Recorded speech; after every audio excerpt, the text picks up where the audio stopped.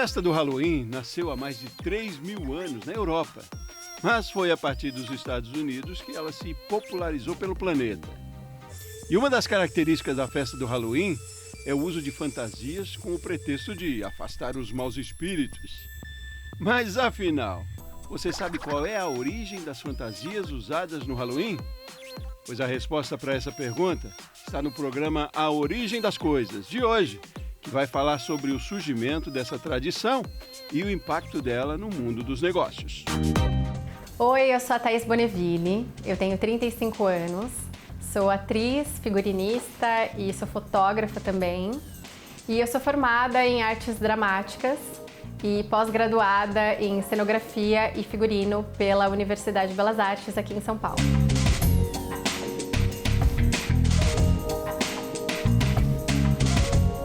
Eu sou atriz, então esse lugar do figurino surgiu um pouco na minha vida, nessa vontade de me explorar mais como artista.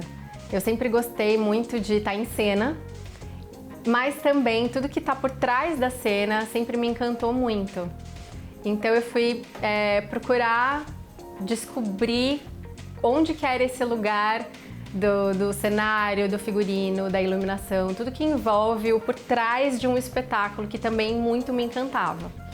Então, lá pelo ano de 2016, eu fui procurar fazer um curso de cenografia, figurino e iluminação com o multiartista e super talentoso Kleber Montanheiro, que me abriu para esse mundo por trás da cortina.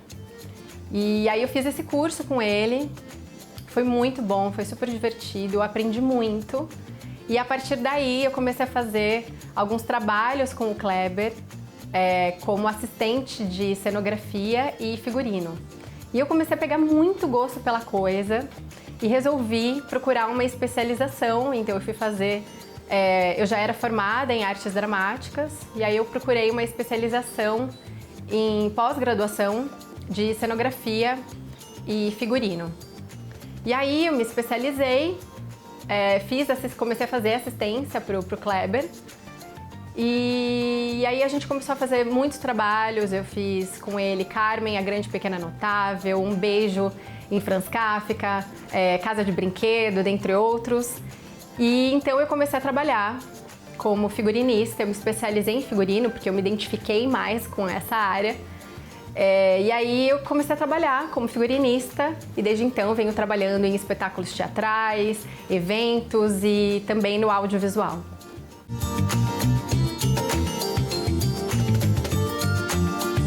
A diferença entre um figurino e uma fantasia é basicamente como que eles vão ser feitos e onde eles vão ser usados. Então, por exemplo, a fantasia ela é mais imaginativa e ela parte do princípio de um personagem já existente. Pode ser de um filme, pode ser de uma série, de um videogame.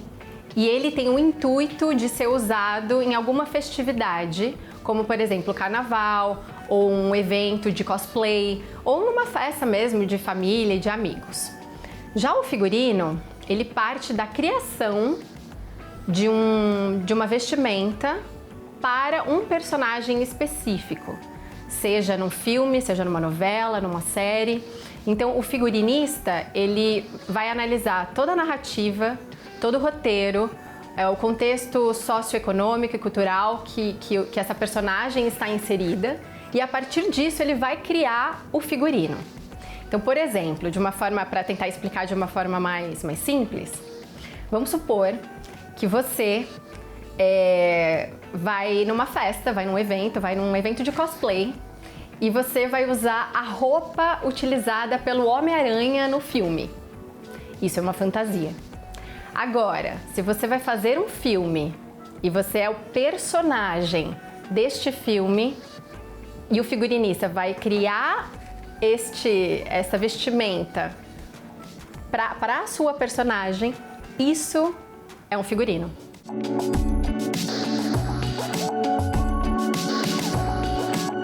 A origem da tradição de usar fantasias no Halloween começou lá com os povos celtas, que eles acreditavam que os mortos existe uma fronteira entre o mundo dos vivos e o mundo dos mortos. Então, com o intuito de afastar esses espíritos malignos, eles utilizavam cabeças, couro, pele de animal para criar essas vestimentas, para criar esses disfarces, para que eles pudessem se misturar dentre essas entidades de outro mundo. Essa tradição se iniciou em algum momento entre o século IV e o século VIII, ou seja, faz muito tempo. E ela era celebrada durante 3 dias e começava justamente no dia 31 de outubro. E os países que adotavam essa tradição na época eram a Irlanda, o Reino Unido, a Escócia e parte da França.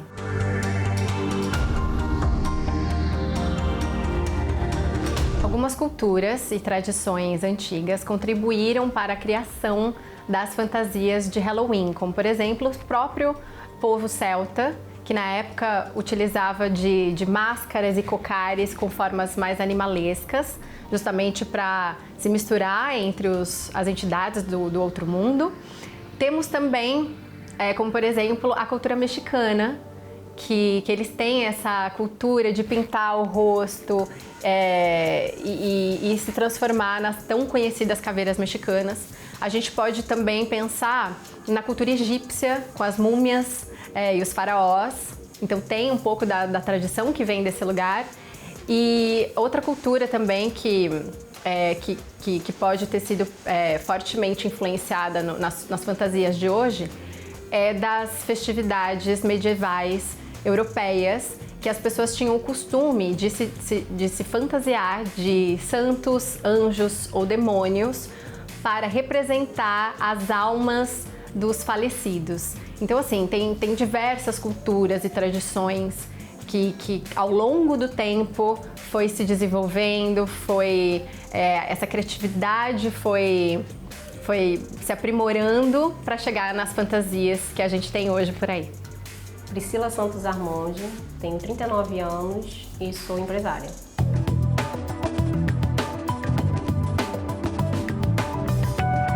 Eu escolhi empreender nessa área, eu sou formada em gestão, né, de empresas e sempre fui apaixonada por costura. Desde criança eu costurava, eu queria ter uma maquininha de costura, acho que eu herdei isso das minhas avós. As 2 avós, paterna e materna, eram costureiras e eu comecei a fazer roupa para vender, sempre tive esse ímpeto de empreender e o mercado de fantasia em si veio com uma oportunidade, né, de mercado, fui apresentada a esse mercado de vender fantasias em lojas de artigos de festa e eu me apaixonei em produzir fantasias e abandonei a moda, a produção de moda e me dediquei à produção de fantasias.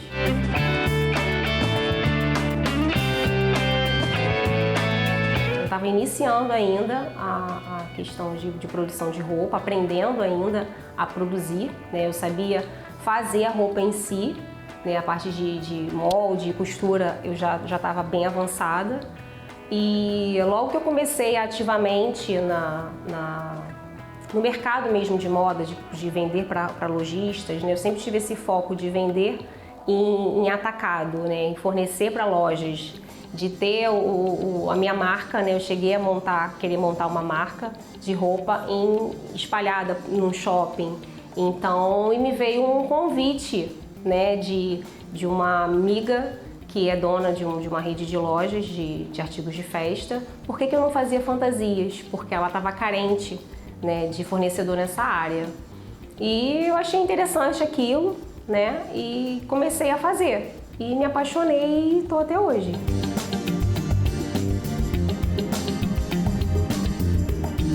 Essa seleção de fornecedores vai muito da característica do produto, né? Qual tipo de material a gente pensa naquele modelo, naquele personagem em si, se precisa ter mais textura, se precisa ser uma coisa mais brilhosa. Então a gente pensa quais os tecidos que poderiam, né, nos atender naquilo ali e buscamos dentro de catálogos de fornecedores quais que teriam aquele tecido que nos atende, né? A gente vai para a internet, né, pesquisar quem é fornecedor daquele determinado artigo ou se algum representante de determinada empresa poderia nos indicar alguém que venda um material similar, se ele tem alguma coisa similar, e aí a gente seleciona através de catálogo o material que melhor atende àquela necessidade. Os principais desafios na aquisição de matéria-prima é a escassez mesmo, principalmente dos materiais importados, né? Acredito que seja após a pandemia isso dificultou um pouco, né, essa escassez. Acredito que foi a alta do dólar ou realmente uma escassez de produção dos fabricantes do exterior e reduziu muito, né, a variedade e a pronta entrega desses materiais. Mas a fantasia ela nos dá uma liberdade de poder estar trocando, de poder estar substituindo o material por algo similar. Então facilita um pouco a nossa aquisição de matéria-prima, mas o meu principal desafio hoje é a escassez e principalmente de produção nacional. É bem raro.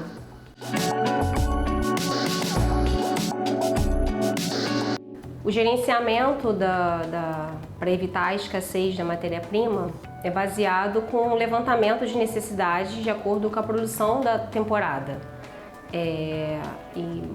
Matérias-primas que são mais raras de se conseguir, que são poucos fornecedores, a gente já faz um levantamento de necessidade de um certo prazo futuro também, uma projeção futura, né? Se baseando também em números passados e fazendo essa projeção futura, e a gente consegue ter um controle melhor desse estoque.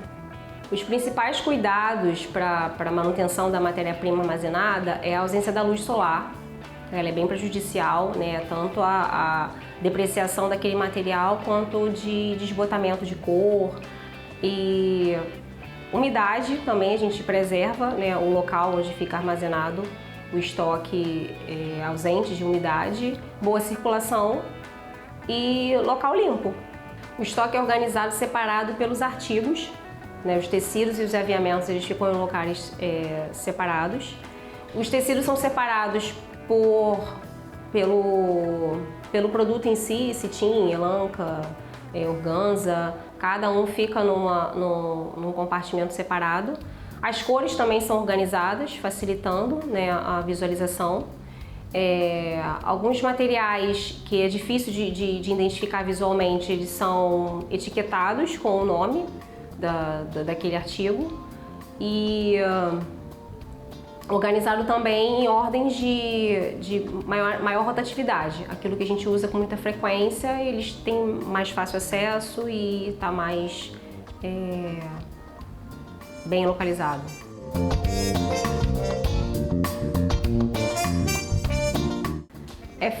O planejamento das produções é feito um levantamento em cima do presente, aquilo que está na necessidade de mercado, temporada, sazonalidade, algum personagem que esteja em evidência. Com isso a gente se baseia no analítico de vendas passadas, levando em consideração um determinado período de tempo e projeções futuras, aquilo que a gente pretende estar vendendo e entregando ao mercado. Os prazos de produção são definidos em cima já da experiência que eu tenho de mercado, de saber quanto tempo se demora a fazer cada temporada, e meu planejamento é em médio de 6 meses antecedente a essa temporada. Exemplo de Halloween, nós estamos produzindo Halloween já desde março, né? E devido à variedade de modelos que temos, e acaba tomando bastante espaço na nossa produção.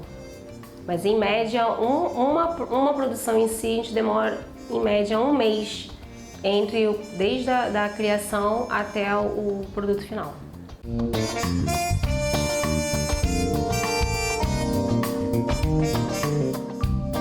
Essa cultura se difundiu principalmente pela globalização da mídia, por conta dos filmes, das séries, os desenhos, videogame, da cultura provenientes da cultura norte-americana. E aí ela foi ganhando espaço e expondo as pessoas a essa tradição. Aqui no Brasil, ela começou a partir de escolas de inglês, que começaram a adotar essa cultura, essa tradição do Halloween e que aí a gente conhece hoje em dia como o Dia das Bruxas.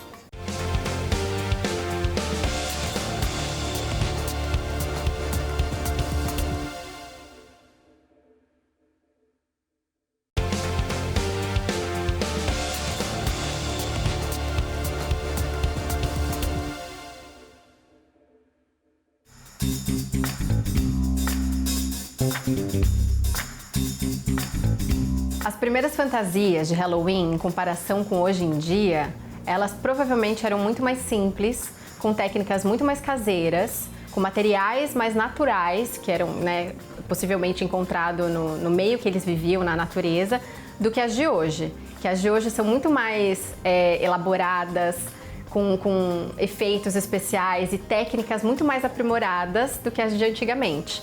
E muito provável, hoje as fantasias são mais confortáveis do que antigamente, que eles usavam peles e couros de animais e com mais durabilidade.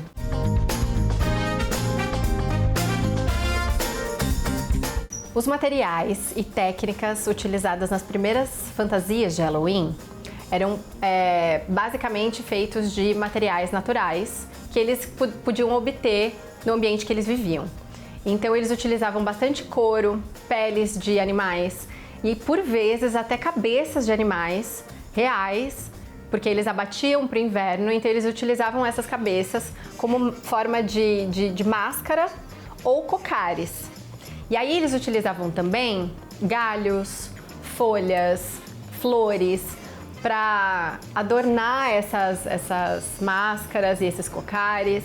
Eles utilizavam também eles utilizavam técnicas de costura simples, como fibras vegetais, cordas, tiras e nós simples para unir um traje no outro.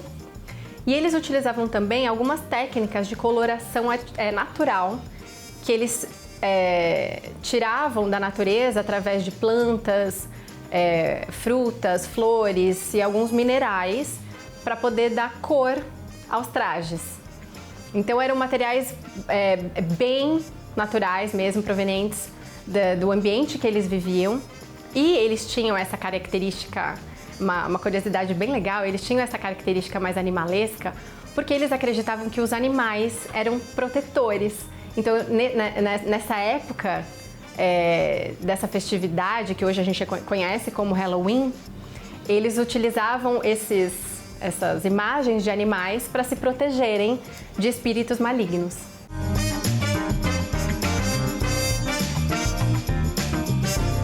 A prática de se usar fantasias de Halloween nos Estados Unidos começou no final do século XIX. E essas fantasias também eram no começo mais simples. Eles utilizavam tecidos, papéis, cartolina, e aí assim as fantasias foram se aprimorando até chegar no que a gente conhece hoje. E aqui no Brasil e no resto do mundo, essas fantasias, essa tradição foi um pouquinho mais para frente. Aqui no Brasil começou a chegar no final do século XX, por volta dos anos 90, justamente com a influência dessa cultura pop americana através de filmes, séries, desenhos, literatura, e aí essas fantasias foram ganhando espaço aqui no Brasil e no redor do mundo. Essa cultura se difundiu principalmente pela globalização da mídia, por conta dos filmes, das séries, os desenhos, videogame, da cultura provenientes da cultura norte-americana. E aí ela foi ganhando espaço e expondo as pessoas a essa tradição. Aqui no Brasil, ela começou a partir de escolas de inglês, que começaram a adotar essa cultura, essa tradição do Halloween, e que aí a gente conhece hoje em dia como o Dia das Bruxas. Alguns ícones e personagens mais tradicionais de fantasias de Halloween, hoje a gente pode dizer que temos vários. Além da variedade e criatividade que temos, Mas tem alguns mais famosos que são as bruxas, os vampiros, fantasmas, esqueletos, caveiras, zumbis. Os zumbis, assim, ganhou uma popularidade absurda por conta dos filmes e das séries. Personagens de filmes como Frankenstein, o Chuck, o Jason, eles também têm esse lugar de representatividade. Os super-heróis, vilões. Então a gente tem bastante variedade hoje para brincar, para usar a criatividade e se divertir no Halloween.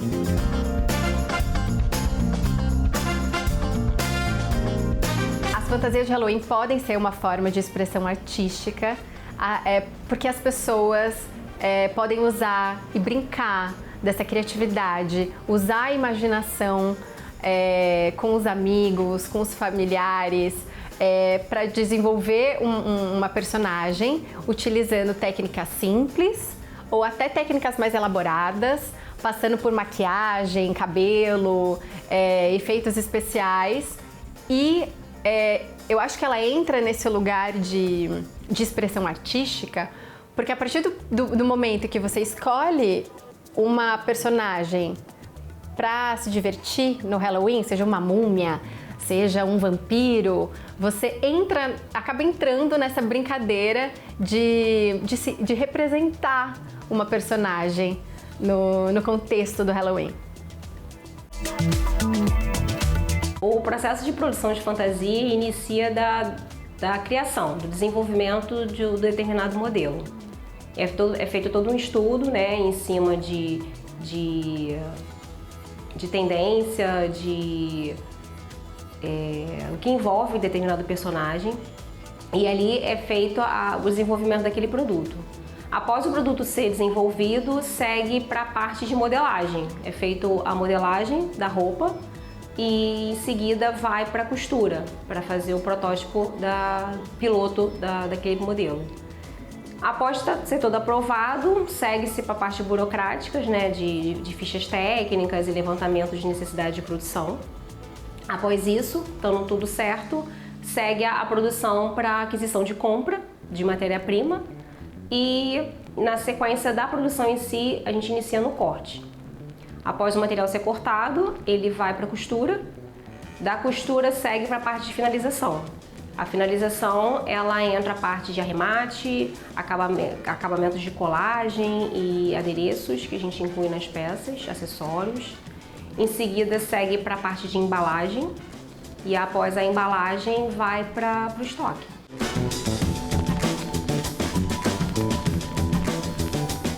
Então, a padronização nós conseguimos garantir de acordo com o nosso piloto, o nosso protótipo piloto.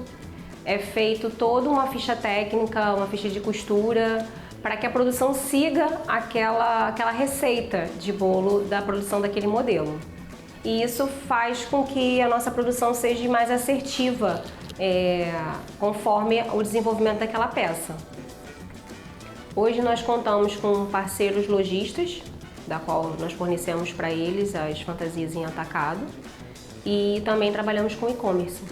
Trabalhamos com envios através de transportadoras parceiras, e os prazos são determinados pela própria transportadora de acordo com a localização do cliente. Hoje contamos com um sistema de encaixe que faz o maior aproveitamento possível do corte de material, e isso faz com que minimize as sobras, as perdas dos tecidos, e isso automaticamente diminui o descarte desse material e diminuindo o impacto na natureza. Hoje trabalhamos com sistemas de gestão, e esse sistema de gestão ele é integrado a outros sistemas de hub que controlam as vendas. E com isso nós temos uma pontualidade do pedido que recebemos das vendas, e automaticamente já é gerado todo o processo de faturamento e impressão de etiquetas para envio desses pedidos. E temos um prazo de 24 a 48 horas para poder estar despachando a mercadoria pela transportadora.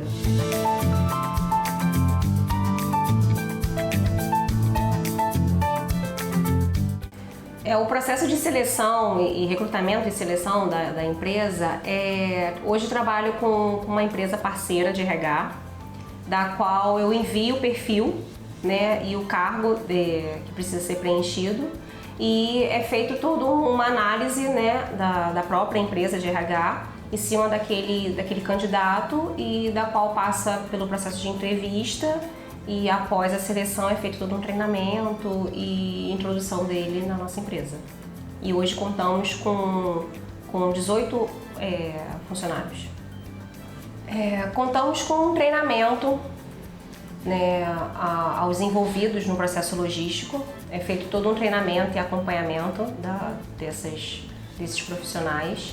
E os supervisores são incabidos de estar acompanhando e direcionando para melhor eficiência.